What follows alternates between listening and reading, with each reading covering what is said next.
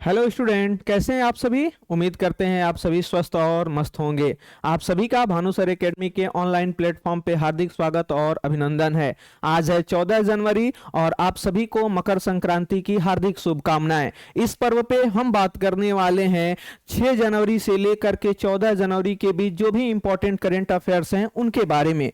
पिछली वीडियो में हमने 1 जनवरी से 5 जनवरी के बीच जो इंपॉर्टेंट करंट अफेयर्स हैं उनको डिस्कस किया था और आज की क्लास में उनके आगे के जो भी करंट अफेयर्स हैं उनका हम रिवीजन करेंगे। तो आप सभी जल्दी से इस वीडियो पे एक बार कमेंट करिएगा कि ये वीडियो आपको कैसा लग रहा है। आइए आज के सेशन की शुरुआत करते हैं और बात करते हैं पहले प्रश्न पे। तो आपके सामने पहला प्रश्न है, सोनमर्ग सुरंग कहां पर स्थित है। सोनमर्ग सुरंग, बात करें सोनमर्ग सुरंग तो ये स्थित है जम्मू कश्मीर में। कहां पे? जम्मू कश्मीर में। सोनमर्ग सुरंग को जेड मोड़ सुरंग के नाम से भी जाना जाता है, यानी कहें इसका दूसरा नाम क्या है तो इसका दूसरा नाम है जेड मोड़ सुरंग। और ये जेड मोड़ सुरंग जिसकी लंबाई है, इसकी लंबाई की अगर हम बात करें तो इसकी लंबाई है 6.5 किलोमीटर। और इसका उद्घाटन कब किया गया तो इसका उद्घाटन किया गया 13 जनवरी को। 13 जनवरी को प्रधानमंत्री नरेंद्र मोदी के द्वारा इसका उद्घाटन किया गया।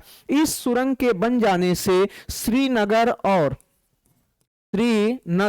व लेह के बीच की जो दूरी हो जाएगी वो कम हो जाएगी, यानी सुविधाजनक हो जाएगी। उस पर्वतीय क्षेत्र में यात्रा करना आसान हो जाएगा। ये मुख्यतः श्रीनगर, लेह और कारगिल के राजमार्ग को जोड़ने का काम करता है और इस टनल की लंबाई है 6.5 किलोमीटर। और ये मुख्यतः सोनमर्ग के गांदरबल में, कहां पे तो गांदरबल में स्थित है। तो यहाँ पे जितने भी इसके बारे में पॉइंट दिए गए हैं उनको आप जरूर याद रखेंगे। इसकी लंबाई याद रखेंगे, इसका अन्य नाम याद रखेंगे जेड मोड़ सुरंग, और इसका उद्घाटन 13 जनवरी 2025 को प्रधानमंत्री नरेंद्र मोदी के द्वारा। आइए थोड़ा सा इसको इमेज के थ्रू देखने का प्रयास करते हैं। तो अभी इसका उद्घाटन किया प्रधानमंत्री नरेंद्र मोदी ने सोनमर्ग में। जेड मोड़ सुरंग के नाम से भी इसको जाना जाता है या इसी को नाम दिया गया है सोनमर्ग सुरंग। बात करें इस क्षेत्र के बारे में तो ये मुख्यतः जो सुरंग होगी ये गांदरबल में स्थित, और ये कह लीजिए ना जो मोड़दार दूरी थी श्रीनगर और लेह के बीच में उस दूरी को कम करने का प्रयास करेगा। और इसकी लंबाई कितनी है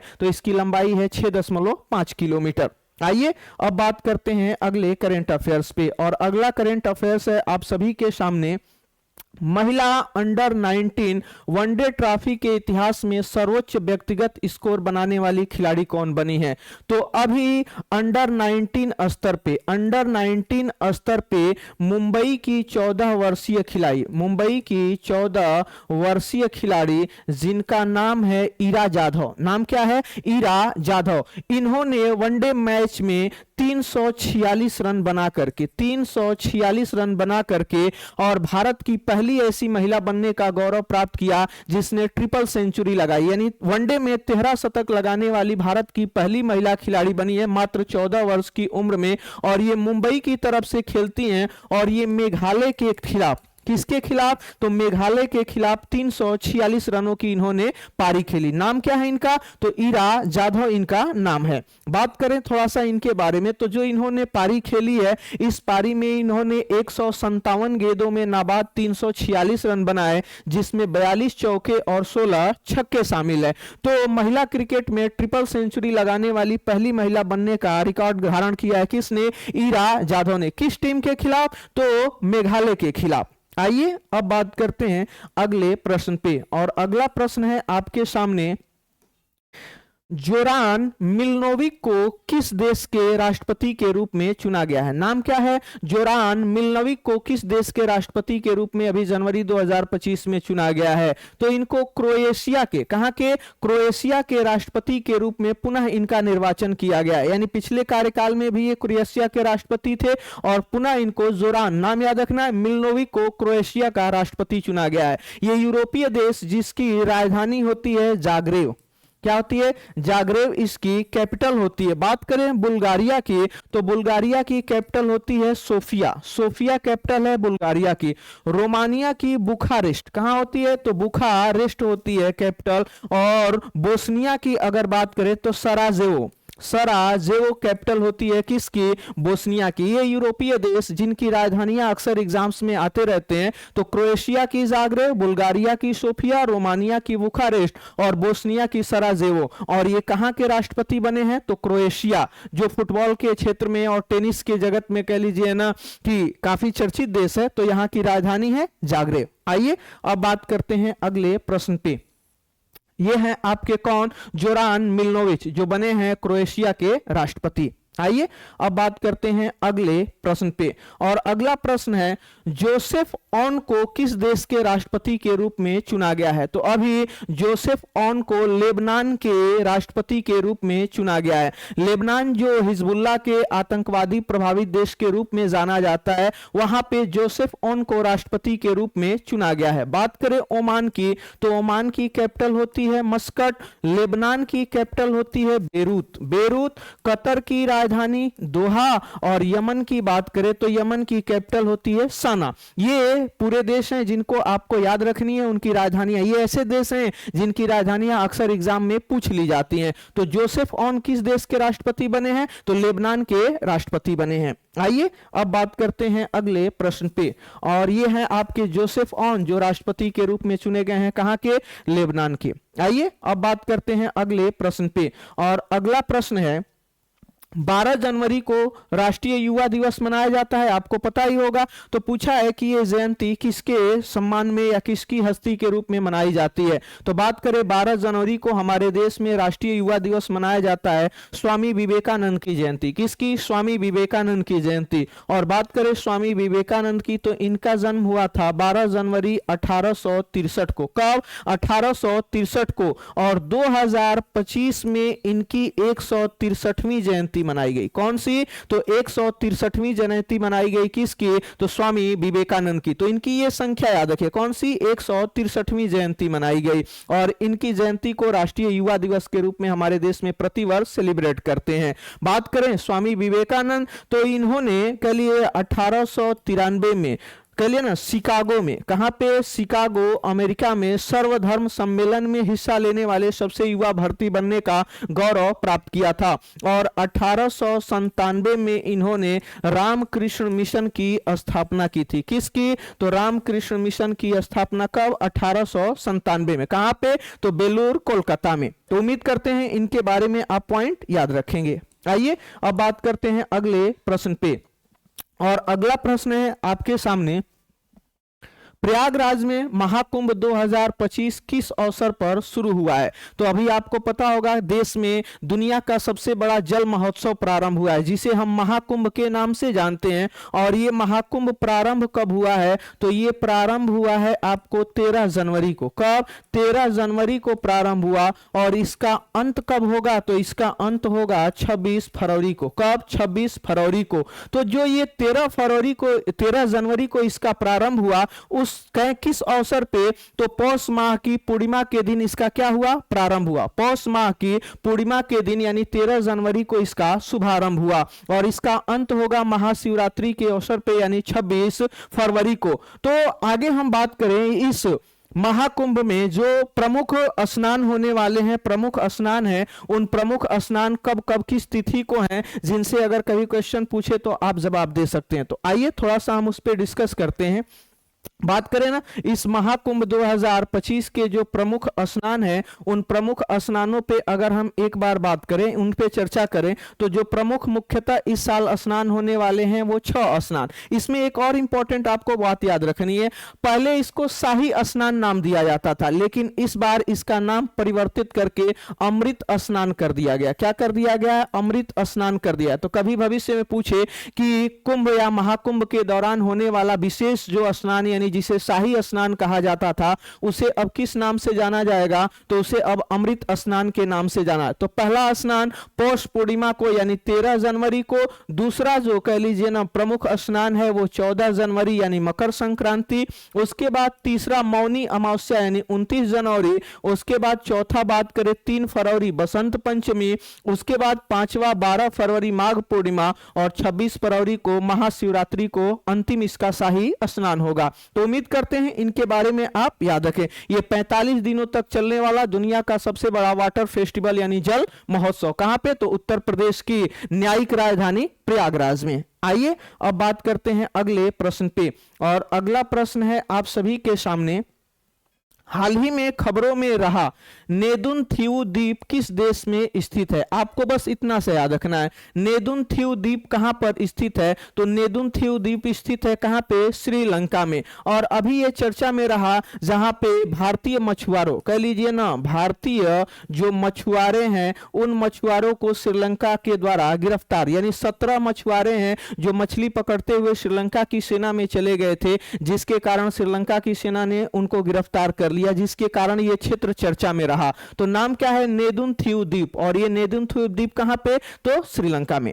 आइए अब बात करते हैं अगले प्रश्न पे, और अगला प्रश्न है आपके लिए, नेपच्यून मिसाइल किस देश द्वारा विकसित की गई है? तो बात करें नेपच्यून मिसाइल की, नाम याद रखिएगा, आगे एग्जाम्स में इंपॉर्टेंट रहेगी। नेपच्यून मिसाइल यूक्रेन के द्वारा विकसित की गई है, यूक्रेन के द्वारा विकसित की गई है नेपच्यून मिसाइल, जिसे मुख्य रूप से R360 के नाम से जाना जाता है, R360 के नाम से जाना जाता है, यानी नेपच्यून R360 ये मिसाइल है जिसे विकसित किया गया है यूक्रेन के द्वारा। और इसकी मारक क्षमता की अगर बात करें तो इसकी मारक क्षमता है 400 किलोमीटर, 400 किलोमीटर की दूरी की मारक क्षमता है किसकी, नेपच्यून मिसाइल की। और इसको विकसित किया किसने, तो यूक्रेन ने। आइए अब बात करते हैं अगले प्रश्न पे। अगला प्रश्न है प्रोजेक्ट वीर गाथा 4.0, कह लिए ना, प्रोजेक्ट वीर गाथा जिसका चौथा संस्करण कह रहे हैं ये किस मंत्रालय की संयुक्त पहल है? तो बात करें प्रोजेक्ट वीर गाथा की, तो मुख्यतः गणतंत्र दिवस के अवसर पे जो बहादुर हैं, वीर हैं, उनको सम्मानित किया जाता है, और देश के जो युवा हैं या छात्र हैं उनके अंदर देशभक्ति की भावना को विकसित करने के लिए प्रोजेक्ट जो वीर गाथा है ये रक्षा मंत्रालय और शिक्षा मंत्रालय की संयुक्त पहल है। तो आपसे यदि कहे प्रोजेक्ट वीर गाथा किन दो मंत्रालयों के द्वारा संचालित किया जाता है, तो ये रक्षा मंत्रालय और शिक्षा मंत्रालय की संयुक्त पहल है, जिसका उद्देश्य छात्रों में देश भावना को बढ़ाना और उनको देश के कर्तव्यों के प्रति आगाह करना। तो आइए अब बात करते हैं, यानी आप इसको याद रखेंगे किन दो मंत्रालयों की संयुक्त पहल है, तो ये डिफेंस यानी रक्षा मंत्रालय और एजुकेशन यानी शिक्षा मंत्रालय की संयुक्त ये पहल है। आइए अब बात करते हैं अगले प्रश्न पे। अगला प्रश्न है प्रवासी भारतीय सम्मान पुरस्कार 2025 किसे प्रदान किया गया है? तो अभी प्रवासी भारतीय सम्मान की बात करें तो प्रवासी भारतीय दिवस हर साल मनाया जाता है, कब? 9 जनवरी को। कब मनाया जाता है? 9 जनवरी को प्रवासी भारतीय दिवस मनाया जाता है। और इस बार 2025 में 18वां प्रवासी भारतीय दिवस मनाया गया 8 से लेकर के 10 जनवरी के बीच में। और ये कहां पे मनाया गया? तो भुवनेश्वर में मनाया गया। कहां पे? भुवनेश्वर ओडिशा में। कहां पे? तो भुवनेश्वर ओडिशा में इसका आयोजन किया गया। और इसका उद्घाटन किया था 9 जनवरी को किसने? प्रधानमंत्री नरेंद्र मोदी ने। और इसका जब समापन समारोह हुआ 10 जनवरी को, तो उस अवसर पे भारत की जो राष्ट्रपति हैं उनके द्वारा 27 भारतीयों को, कितने भारतीयों को? तो 27 भारतीयों को प्रवासी भारतीय सम्मान से पुरस्कृत किया गया। यानी ये ऐसे व्यक्ति हैं जो अलग अलग देशों में रह करके देश का सम्मान करने और देश की के लिए ना गौरव को बढ़ाने का कार्य करते हैं। तो ऐसे 27 व्यक्तियों को प्रवासी भारतीय सम्मान दिया गया, जिनमें से यहां ऑप्शन में डॉक्टर सैयद अनवर खुर्शीद हैं, और ये मुख्यतः सऊदी अरब में एक प्रसिद्ध चिकित्सक हैं। तो इस बारे में आप बिल्कुल याद रखेंगे। और बात करें यानी जो 18वां प्रवासी भारतीय दिवस मनाया गया, इसमें कितने लोगों को राष्ट्रपति ने सम्मानित किया? तो कहना 27 लोगों को। आइए अब बात करते हैं अगले पॉइंट पे। तो ये जो प्रवासी भारतीय दिवस रहा, इससे रिलेटेड कुछ पॉइंट हैं जिनको आगे एग्जाम्स की दृष्टि से आप याद रखेंगे। तो ये महात्मा गांधी के भारत आगमन यानी 9 जनवरी 1915 को महात्मा गांधी जब अफ्रीका से वापस लौट के आए थे, तो उस सम्मान में इसको मनाया जाता है। और बात करें ना कि इस साल का थीम क्या है, तो विकसित भारत में प्रवासियों का योगदान, यानी जो विकसित भारत है उसमें प्रवासियों का क्या योगदान है, उसको थीम के रूप में बनाया गया था। तो इससे रिलेटेड जो भी पॉइंट है इनको आप याद रखेंगे। आइए अब बात करते हैं अगले प्रश्न पे। और अगला प्रश्न है आप सभी के सामने, किस राज्य सरकार ने पार्थ योजना शुरू की है? पार्थ योजना, ये आगे एग्जाम्स में आपके लिए इंपॉर्टेंट होगा कि पार्थ योजना किस राज्य सरकार द्वारा प्रारंभ की गई है। तो पार्थ योजना प्रारंभ की गई है मध्य प्रदेश के द्वारा। किसके द्वारा? मध्य प्रदेश सरकार के द्वारा। अब ये पार्थ योजना है क्या? तो पी से याद रखना है आपको, पुलिस। पी से याद रखना है। अगर इसका फुल फॉर्म बात करें तो पी का अर्थ है पुलिस, ए का अर्थ है, ए का तात्पर्य है आर्मी से। किससे? आर्मी से, यानी सेना से। किससे? सेना से। आर का मतलब रिक्रूटमेंट से है, रिक्रूटमेंट से है, यानी एक तरह से भर्ती की बात करें। टी का मतलब है ट्रेनिंग से, ट्रेनिंग से संबंधित है कौन? टी। और एच का मतलब है हुनर से। किससे? हुनर से। तो फुल फॉर्म यदि आपसे पूछे पार्थ का फुल फॉर्म क्या है, तो पी का अर्थ है पुलिस, ए का मतलब आर्मी, आर का मतलब रिक्रूटमेंट, टी का मतलब ट्रेनिंग और एच का मतलब हुनर। यानी पुलिस और सेना में युवाओं को भर्ती करने के लिए उन्हें प्रशिक्षित करने का कार्य किया जाएगा इस पार्थ योजना के तहत। और ये किस राज्य की योजना है? तो मध्य प्रदेश सरकार की योजना है। तो इसको आप याद रखिएगा, ये आगे एग्जाम्स में आपके लिए इंपॉर्टेंट हो सकती है। यानी जो पार्थ का फुल फॉर्म है, पूर्ण रूप है, इसे आप याद रखिएगा। आइए अब बात करते हैं अगले प्रश्न पे। और अगला प्रश्न है आपके सामने, इसरो के नए अध्यक्ष के रूप में किसे नियुक्त किया गया है? तो बात करें इसरो के अध्यक्ष की, तो इसरो के अध्यक्ष के रूप में अभी वी नारायणन को नियुक्त किया गया है। और आज 14 जनवरी को ही ये अपना पदभार ग्रहण करेंगे। और ये 14 जनवरी से 14 जनवरी 2025 से अगले 2 वर्ष के लिए, अगले 2 वर्ष के लिए इसरो के अध्यक्ष के रूप में काम करेंगे। और ये इसरो के 11वें अध्यक्ष होंगे। किस नंबर के? 11वें अध्यक्ष होंगे। और ये किसका स्थान ले रहे हैं? तो एस सोमनाथ का स्थान ले रहे हैं। बात करें इसरो की, तो इसरो यानी इंडियन स्पेस रिसर्च ऑर्गेनाइजेशन, जो भारत में अंतरिक्ष के क्षेत्र में सबसे बड़ी संस्था है, ये स्टेब्लिश कब की गई थी? तो ये स्टेब्लिश की गई थी 15 अगस्त 1969 को। और इसका हेडक्वार्टर कहां पे है? तो इसका हेडक्वार्टर है बेंगलुरु में। तो आपको याद रखना है इसरो के अध्यक्ष कौन बने हैं? तो इसरो के अध्यक्ष हैं वी नारायण। और अगले 2 सालों में जो भी इसरो की उपलब्धियां होगी, उनमें सबसे बड़ा योगदान इनके अध्यक्ष का। तो जो भी एक तरह से उपग्रह या जो भी उपलब्धि हासिल होगी, उस समय नाम हमेशा चर्चा में आएगा। किसका? वी नारायणन का। तो इनका नाम याद रखिएगा। ये इसरो के 11वें अध्यक्ष के रूप में चुने गए हैं। आइए इनको देखते हैं। तो ये हैं आपके वी नारायणन, और ये तमिलनाडु राज्य से संबंध रखते हैं। किस राज्य से संबंध रखते हैं? तो तमिलनाडु राज्य से संबंध रखते हैं, और इसरो के 11वें अध्यक्ष। आइए अब बात करते हैं अगले पॉइंट पे। और अगला पॉइंट है, थर्ड आई एशियन फिल्म फेस्टिवल का 21वां संस्करण 10 जनवरी से 16 जनवरी के बीच आयोजित किया जाएगा। और ये कहां पे आयोजित किया जाएगा? तो ये मुंबई और ठाणे में आयोजित किया जाएगा। कहां पे? मुंबई और ठाणे में। बात करें थर्ड आई एशियन, तो मुख्यतः एशिया में प्रदर्शित फिल्मों को प्रदर्शित करने का एक सम्मेलन होता है। और इसका आयोजन 2025 में हो रहा है महाराष्ट्र राज्य के मुंबई और ठाणे नामक स्थानों पे। आइए अब बात करते हैं अगले प्रश्न पे। और अगला प्रश्न है आपके सामने। अगला प्रश्न ये आगे एग्जाम्स के लिए बहुत इंपॉर्टेंट होगा, तो थोड़ा सा इनको ध्यान देंगे। अगला प्रश्न है आपके सामने, जनवरी 2025 में मझगांव डाक शिपयार्ड, मझगांव डाक शिपयार्ड लिमिटेड के द्वारा भारतीय नौसेना को सौंपी गई 6वीं स्कॉर्पियन पनडुब्बी का नाम क्या है? तो बात करें स्कॉर्पियन पनडुब्बी की, तो प्रोजेक्ट 75 के तहत, प्रोजेक्ट 75 के तहत स्कॉर्पियन श्रेणियों की पनडुब्बियों का निर्माण किया गया है मझगांव डाक शिपयार्ड के द्वारा। और ये मझगांव डाक शिपयार्ड कहां पे पड़ता है? तो ये मुंबई में स्थित है, जो मुख्यतः पानी की जहाजें सेना के लिए बनाने का, नेवी के लिए कार्य करता है। तो प्रोजेक्ट 75 है भारत में अत्याधुनिक स्वदेशी किस्म की पनडुब्बियों के निर्माण करने से संबंधित, और उसके तहत 6 स्कॉर्पियन पनडुब्बियों को बनाने का लक्ष्य रखा गया था, जिसे अब पूरा कर लिया गया है। और उस लक्ष्य के तहत जो 6वीं स्कॉर्पियन पनडुब्बी है, उसका नाम है वागसीर, INS वागसीर। क्या नाम है? तो INS वागसीर 6वीं पनडुब्बी है, जो स्कॉर्पियन श्रेणी की भारतीय नौसेना में शामिल की गई है। अन्य जो पनडुब्बियां हैं उनमें INS खंडेरी है, INS करंज है, INS वेला है, INS वागीर है। आईएनएस अवागीर है और कहिए कलावरी, आईएनएस कलावरी। ये मुख्यतः 6 पनडुब्बियां हैं जो मुख्यतः आईएनएस श्रेणी यानी स्कॉर्पियन श्रेणी के अंतर्गत आती हैं। इनका नाम आप जरूर याद रखिएगा क्योंकि ये आने वाले एग्जाम्स में आपसे जरूर पूछा जाएगा। तो कहना ये जो आईएनएस श्रेणी की स्कॉर्पियन पनडुब्बियां हैं कौन कौन, कलवरी, वागसीर, वेला, खंडेरी, करंज और वागीर। आइए अब बात करते हैं अगले प्रश्न पे, और अगला प्रश्न है आप सभी के सामने। अगले प्रश्न पे डिस्कस करें, फ्लेमिंगो महोत्सव 2025 किस राज्य में मनाया जाता है? फ्लेमिंगो महोत्सव 2025 की बात करें तो फ्लेमिंगो महोत्सव 2025 का आयोजन किया गया कहां पे? आंध्र प्रदेश में। कहां पे? आंध्र प्रदेश में। आंध्र प्रदेश के नेल्लोर में। कहां पे? तो आंध्र प्रदेश के नेल्लोर में फ्लेमिंगो महोत्सव का आयोजन किया जा रहा है। मुख्यतः ये नेल्लोर के कहां पे? तो पुलिकट झील के समीप,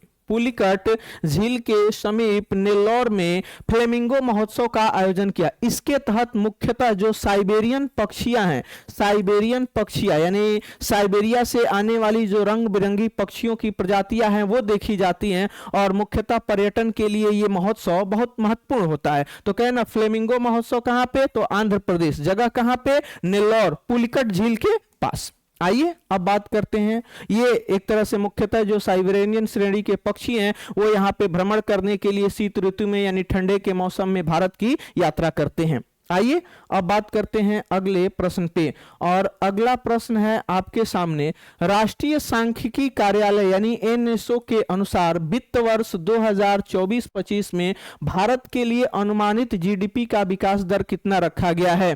तो अभी बात करें एनएसओ के अनुसार तो वर्ष 2024-25 यानी 1 अप्रैल 2024 से लेके 31 मार्च 2025 के बीच में जो जीडीपी दर है उसको अनुमानित किया गया है कितना? 6.4%। और बात करें जीडीपी यानी ग्रॉस डोमेस्टिक प्रोडक्ट, और ये लक्ष्य रखा गया है कितना? 6.4% का। आइए अब बात करते हैं अगले प्रश्न पे, और अगला प्रश्न है इंडस फूड 2025 जो 8 से 10 जनवरी के बीच आयोजित किया गया, इसका आयोजन कहां पे किया गया? तो इंडस फूड 2025 का आयोजन किया गया उत्तर प्रदेश के शहर ग्रेटर नोएडा में। कहां पे? तो उत्तर प्रदेश के शहर ग्रेटर नोएडा में। बात करें ये इंडस फूड क्या है, तो ये मुख्यतः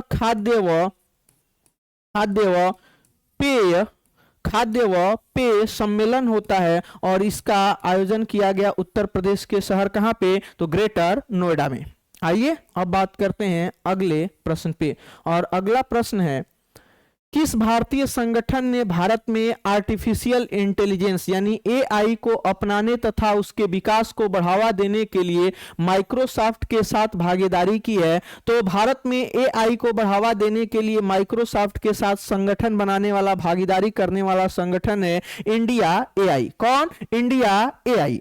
आइए अब बात करते हैं अगले प्रश्न पे, और अगला प्रश्न है आपके लिए, जनवरी 2025 में लॉस एंजिल्स में जंगल की आग में जो तीव्रता हुई है उस प्राकृतिक कारक का योगदान जिसने दिया है उसका नाम आपको बताना है। तो अभी आपको पता होगा यूएसए के, कहां पे? तो यूएसए के चर्चित शहर के लिए कैलिफोर्निया। कहां पे?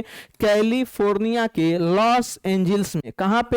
लॉस एंजिल्स में, जिसे मुख्यतः हम लोग हॉलीवुड नगरी भी बोलते हैं, हॉलीवुड नगरी बोलते हैं। और 2028 में यहां पे ओलंपिक भी होने वाले हैं। अभी वहां पे भयंकर आगजनी की घटना हुई जिसके कारण हजारों बिल्डिंगें जल करके राख हो गई हैं और लाखों लोग प्रभावित हुए हैं। तो ये जो आगजनी की घटना है उसमें किस प्रकृति कारक का योगदान है? तो उसमें योगदान है सांता एना हवाओं का। किसका? सांता एना हवाओं का। तो बात करें अगर ये सांता एना हवाएं, तो ये अमेरिका के दक्षिणी क्षेत्र में चलने वाली गर्म हवाएं होती हैं, और इन गर्म हवाओं के कारण ही इस आग पे कंट्रोल कर पाना बहुत मुश्किल हो रहा है। तो सांता एना, जैसे हमारे देश में गर्मी के समय में लू चलती है, वैसे ही अमेरिका के क्षेत्र में क्या चलती हैं? सांता एना हवाएं चलती हैं, जिसके कारण ये आग और भी क्या हो रही है? विकराल रूप ले रही है। तो आइए अब बात करते हैं अगले प्रश्न पे, और अगला प्रश्न है विश्व हिंदी दिवस 2025 का विषय क्या है? विश्व हिंदी दिवस 2025 का विषय क्या है?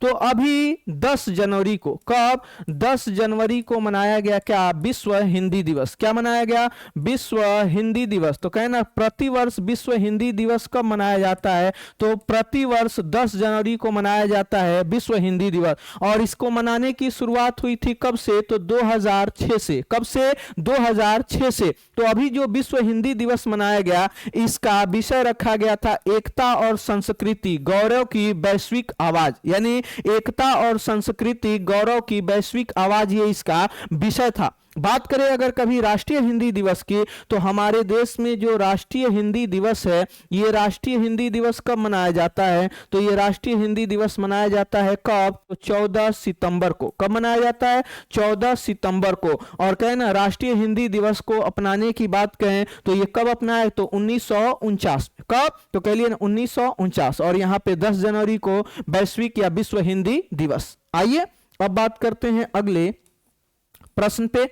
और अगला प्रश्न है आपके लिए कल्पेनी द्वीप। कौन? कल्पेनी द्वीप। याद रखिएगा, कल्पेनी द्वीप जो खबरों में था, किस राज्य या केंद्र शासित प्रदेश में स्थित है? तो बात करें कल्पेनी द्वीप की, तो ये कल्पेनी द्वीप स्थित है आपका कहां पे? लक्षद्वीप में। कहां पे? लक्षद्वीप में। और ये कल्पेनी द्वीप क्यों चर्चा में है? तो अभी यहां से कह लीजिए ना मलबा प्राप्त हुआ है, यानी अवशेष प्राप्त हुआ है। किसका? तो 17वीं और 18वीं शताब्दी के, यानी 17वीं और 18वीं शताब्दी के जो यूरोपीय युद्ध पोत थे, उन युद्ध पोतों का मलबा यानी अवशेष प्राप्त हुआ है। यानी एक तरह से हम कहें कि जो 17वीं और 18वीं शताब्दी में जो यूरोपीय भारत में व्यापार करने के लिए आए और बाद में बहुत सारे युद्धों के अंतर्गत के लिए उन क्षेत्रों पे अधिकार करने का प्रयास किया, तो उन जो युद्धपोत हैं यूरोपीय, उनके मलबे या अवशेष अभी प्राप्त हुए। कहां से?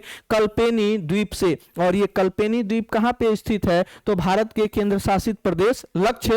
ये लगभग केरल की सीमा से बात करें तो केरल की सीमा से लगभग 287 किलोमीटर की दूरी पर स्थित है। कहां पे? तो अरब सागर में। आइए अब बात करते हैं अगले प्रश्न पे। और अगला प्रश्न है आपके सामने, जनवरी 2025 में घाना के राष्ट्रपति कौन बने हैं? तो अभी जनवरी 2025 में घाना के राष्ट्रपति के रूप में बने हैं कौन? जॉन ड्रामामी महामा। नाम याद रखना है आपको, जॉन महामा। और इन्होंने हराया किसको है? नाना अकुफो एडो को। तो याद करें इससे पहले कौन थे? नाना। और वर्तमान में अब कौन है? महामा। तो ये कहां के बने हैं? राष्ट्रपति। तो घाना के। और घाना की राजधानी की बात करें तो घाना की कैपिटल कहां होती है? अक्रा। आइए अब बात करते हैं अगले प्रश्न पे। और ये हैं आपके घाना के राष्ट्रपति कौन? तो जॉन महामा। जॉन महामा। अगला प्रश्न है आपके लिए एथलेटिक्स फेडरेशन ऑफ इंडिया यानी एएफआई की बात करें तो जो एथलेटिक्स फेडरेशन ऑफ इंडिया है, इसके अध्यक्ष के रूप में किसे चुना गया है? तो एथलेटिक्स फेडरेशन ऑफ इंडिया के अध्यक्ष के रूप में अभी चुना गया है बहादुर सिंह सागू को। किसको? बहादुर सिंह सागू को चुना गया है एथलेटिक्स फेडरेशन ऑफ इंडिया के रूप में। अब यहीं पे दो नाम आपको एक याद रखना है, देवाजीत शौकिया।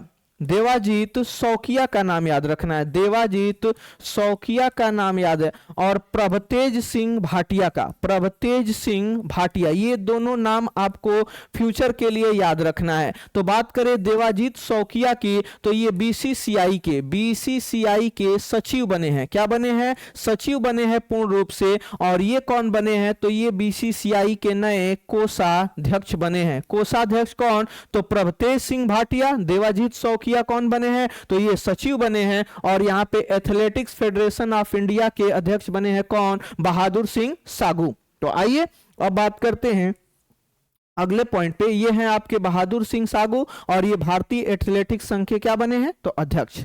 आइए अब बात करते हैं भारत की पहली, यहां पे आपके सामने है भारत की पहली वाणिज्यिक उपयोगिता स्तरीय बैटरी ऊर्जा भंडारण प्रणाली। यानी भारत में कहना कि जो ऊर्जा संरक्षण के लिए बहुस्तरीय बैटरी उद्योग भंडारण प्रणाली कहां पे विकसित की गई है? तो ये दिल्ली के कहां पे? किलोकरी नामक जगह पे। तो कहना किलोकरी दिल्ली क्यों प्रसिद्ध है? तो ये भारत की पहली व्यापारिक उपयोगिता स्तरीय बैटरी के भंडारण प्रणाली के लिए चर्चित है कौन? किलोकरी। और ये कहां पे है? तो दिल्ली में।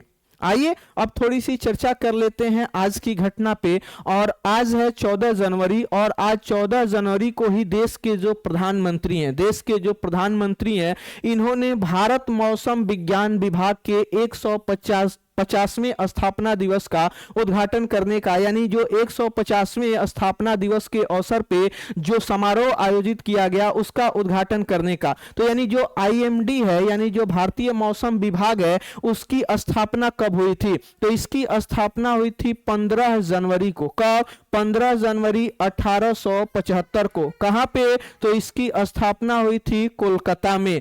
और 1944 से इसका मुख्यालय स्थापित कर दिया गया। कहां पे? दिल्ली में। तो कल यानी 15 जनवरी को इसकी स्थापना के 150 वर्ष पूरे हो रहे हैं, लेकिन उससे पहले ही कार्यक्रम आयोजित किए गए हैं। कहां पे? तो भारत मंडपम में। कहां पे? भारत मंडपम में। और इस कार्यक्रम का उद्घाटन किया किसने? प्रधानमंत्री नरेंद्र मोदी ने। तो यह घटना है जिसको आपको याद रखना है। और ये पूरी करंट अफेयर्स की श्रृंखला रही जिसमें हमने 6 जनवरी से लेकर के और 14 जनवरी के बीच जो इंपॉर्टेंट करंट अफेयर्स हैं उनके बारे में डिस्कस किया। तो आप हमें कमेंट करके एक प्रश्न का जवाब दीजिएगा। क्वेश्चन है आपके लिए, इस वीडियो को लास्ट तक देखिएगा और इस प्रश्न का जवाब आपको दें कि भारत मौसम विज्ञान जो विभाग है इसके वर्तमान में प्रमुख कौन है? यानी वर्तमान में इसके प्रमुख कह लीजिए या इसके वर्तमान में अध्यक्ष कौन है? कमेंट में इनका नाम जरूर आप मेंशन करिएगा और कमेंट करके बताइएगा ये वीडियो आपको कैसा लगा। तो फिर मिलते हैं अगली क्लास में। Thank you so much.